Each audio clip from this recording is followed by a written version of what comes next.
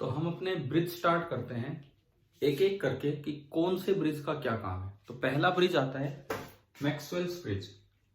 Maxwell's bridge for measuring the inductance. क्या ये bridge है पहले देखिए, इसका पर्पज अच्छे से याद रखिए। इंडक्टेंस मतलब एल मेजर करना, किसी भी कॉइल का सेल्फ इंडक्टेंस मेजर करना। इसमें क्या किया जाता है, वही जो Z1 Z2 Z3 Z4 था, ये जो ब्रांच होती है, सबसे पहली बात आप इस ब्रांच में एक रेजिस्टेंस लगा लीजिए, एक रेजिस्टेंस इस ब्रांच में लगा लीजिए, एक रेजिस्टेंस इस ब्रांच में लगा लीजिए और एक रेजिस्टेंस इस ब्रांच में लगा लीजिए। सबसे पहले हम सर्किट याद कर रहे हैं अपना। लेट दिस बी R1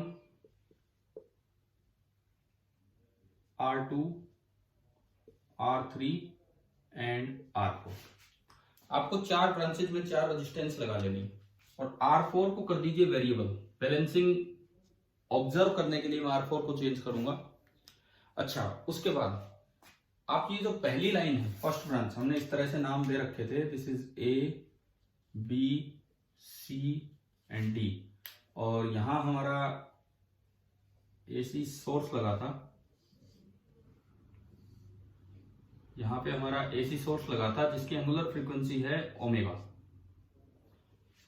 इस R1 के साथ आप पैरेलल में लगा दीजिए एक कैपेसिटर C।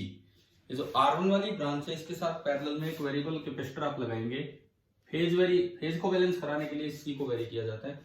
और R4 के साथ वो सेल्फ इंडक्टेंस है जो आपको मेजर करनी है।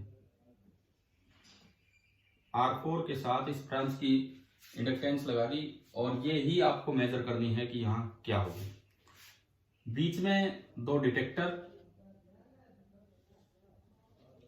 नहीं, मतलब यहां पे डिटेक्टर इन दो टर्मिनल्स पे, जो आपको ये बताएगा कि भाई कब बैलेंसिंग है और कब नहीं है। पहले अपना ब्रिज याद कीजिए, Maxwell bridge. R1 R2 R3 R4 चार वही है, उनमें R4 को मैंने वेरी करा दिया जिस ब्रांच में L लगना है, जो आपको मेजर करना है। और R1 के साथ सीरीज पैरेलल में C और R4 के साथ सीरीज में L। ये L है जो आपको मेजर करना है। अब देखो, पहला काम balancing of magnitude, balancing of magnitude of VB and VD। सबसे पहले काम कि आप B और D के मैग्नीट्यूड को बैलेंस करो। उसके लिए इक्वेशन, जो बैलेंसिंग इक्वेशन होगी, उसके रियल पार्ट्स को इक्वेट किया जाता है और वो आएगा आमने सामने का रेजिस्टेंस का product R1 into R4 is equal to R2 into R3। R4 को चेंज करके ये इस तरह से एडजस्ट किया जाता है कि कंडीशन सेटिस्फाई। उसके बाद हमारा होता है balancing the phase of VB and VD। फिर हम फेज को बैलेंस करते हैं, balancing the phase of VB and VD। अब हमारा ये काम चलेगा। तो फेज बैलेंस करने की जो कंडीशन होती है उससे निकल के आता है, इमेजिनरी पार्ट को इक्वेट करेंगे हम अभी इक्वेशन में, L निकल के आएगा C इंटू R2 R3। सबसे पहले तो फर्स्ट इक्वेशन को सेटिस्फाई करने के लिए R4 को हम वेरी करते रहते हैं कि ये इस तरह से एडजस्ट हो जाए। उसके बाद सेकंड इक्वेशन को सेटिस्फाई करने के लिए C को वेरी कराएंगे जिससे कि L ये आ जाए। तो ये रिजल्ट्स भी हमें याद रखने हैं कि ये क्या कंडीशंस आपकी आई हैं, ये भी हमें याद रखने अच्छे से कि एक कंडीशन तो ये आई R1 R4 is equal to R2 R3, आमने सामने का रेजिस्टेंस का प्रोडक्ट इक्वल है, और एक कंडीशन L जिससे L मेजर होगा C इंटू R2 R3। ये ब्रिज दिमाग में होना चाहिए। अब बात सीधी सी है कि ये किस तरह से बैलेंसिंग होगी और कैसे ये कंडीशंस आएंगी, बस हम ये देख लें। तो सबसे पहला काम मैंने लिखा Z1, ये ब्रांच का जो रेजिस्टेंस है मैं उसको Z बोलता हूं, दिस इज Z1। तो अगर मैं Z1 लिखूं तो ये दोनों पैरेलल में हैं, तो 1/Z1 that is equal to 1/R1 plus 1 upon, आपने पीछे कभी सीखा है, 1/J ओमेगा C। तो ये आपका निकल के आ जाता है कि 1/Z1 is equal to 1/R1 plus J into omega C। उसके बाद नेक्स्ट अगर आप निकालते हो Z2 that is simply R2, Z3 that is simply R3। ये हमने बोल दिया Z2, ये हमने बोल दिया Z3 और ये आपका Z4, और जो Z4 बनेगा ये सीरीज कॉम्बिनेशन है, तो हम पढ़ चुके हैं पहले कि that will B R4 plus J times omega L। Balancing कैसे ऑब्जर्व किया जाता है, पहले R4 को एडजस्ट करके मिनिमम साउंड ऑब्जर्व करो, उससे ये कंडीशन आएगी। फिर एडजस्टमेंट के बाद अब आप C को वेरी कराओ और फिर और फर्दर मिनिमम ऑब्टेन करो, तब आपको ये कंडीशन मिलेगी। लेकिन मैथमेटिकली ये कैसे आएगी, देखो हमारी जो बैलेंसिंग की इक्वेशन है, हमारी जो बैलेंसिंग की इक्वेशन है वो सिंपली क्या है, बैलेंसिंग इक्वेशन इज कि आमने सामने का Z का multiplication Z1 into Z4 that should be equal to Z2 into Z3। आपके पास 1/Z1 है तो उसको उधर भेज दो, तो ये आपकी इक्वेशन बनी 1/Z1 into Z2, 1/Z1 into Z2 बराबर Z4/Z3। मैंने इसको आगे बढ़ाया 1/Z1 1/R1 plus J omega C into Z2, Z2 is R2 that is equal to Z4, Z4 is R4 plus J omega L and divided by Z3, Z3 is R3। आपने ये values put की, real और imaginary parts को अलग अलग कीजिए। तो यहां पे रियल पार्ट है R2/R1, this is the real part of this side plus J operator times omega C R2। उधर रियल पार्ट है R4/R3 plus J operator times omega L/R3। इसके बाद आप जानते हैं कि हमें करना क्या होता है, comparing the real and imaginary parts. तो अगर आप रियल पार्ट्स को कंपेयर करें, मैं एक बार सर्किट यहां से हटाता हूं, रियल पार्ट्स को कंपेयर करें तो आपकी इक्वेशन बनी R2/R1 that is equal to उधर है R4/R3। और क्या यहां से क्या ये कंडीशन आ गई है कि नहीं, आप क्रॉस मल्टीप्लाई करेंगे तो R2 R3 बराबर R1 R4।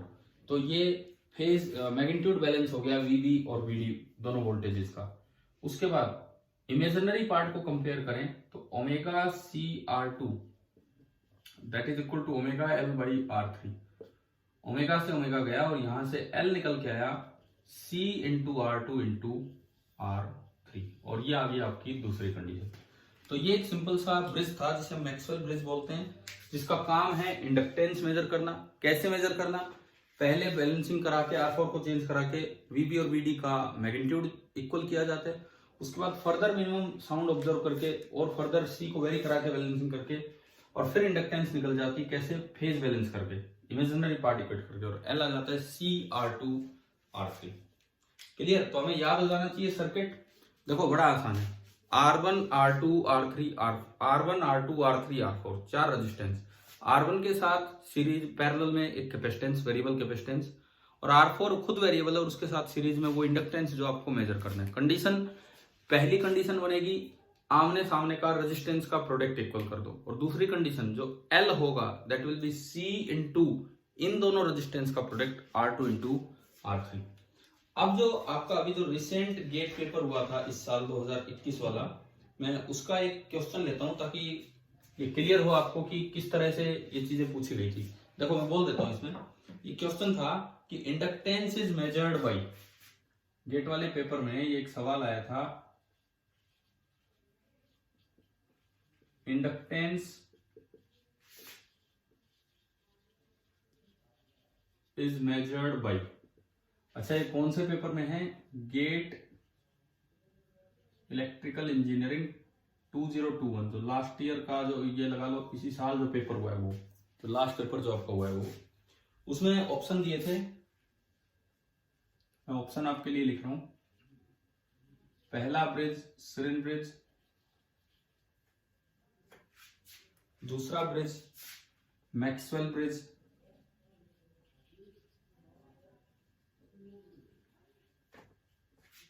तीसरा जो आपका ब्रिज है केल्विन ब्रिज,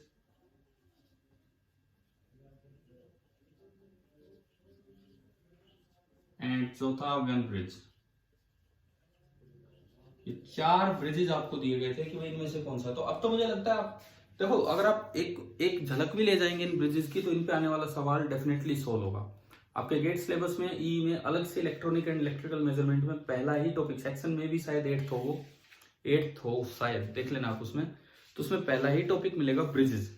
तो ये ब्रिजेस में हमने एक ब्रिज पढ़ा और उसी पे डायरेक्ट अगर देखें तो पिछले ही पेपर में ये सवाल आया हुआ है। तो क्या आंसर होगा इसका, आपके बोर्ड पे आंसर है कि इंडक्टेंस मेजर होता है मैक्सवेल ब्रिज। अब आगे आने वाले समय में हम पढ़ेंगे कोई ब्रिज इनमें से कैपेसिटेंस मेजर करने के काम आता है, कोई ब्रिज फ्रीक्वेंसी मेजर करने के काम आता है। तो यहाँ पे ये है। एक आखिरी बात इसमें ये बताता हूँ कि परफेक्ट बैलेंसिंग कभी नहीं हो पाती कि बिल्कुल जीरो साउंड, उसके कई कारण है। इस इंडक्टेंस का भी थोड़ा सा सेल्फ कैपेसिटेंस होता है जो हमने इक्वेशन में शामिल नहीं किया।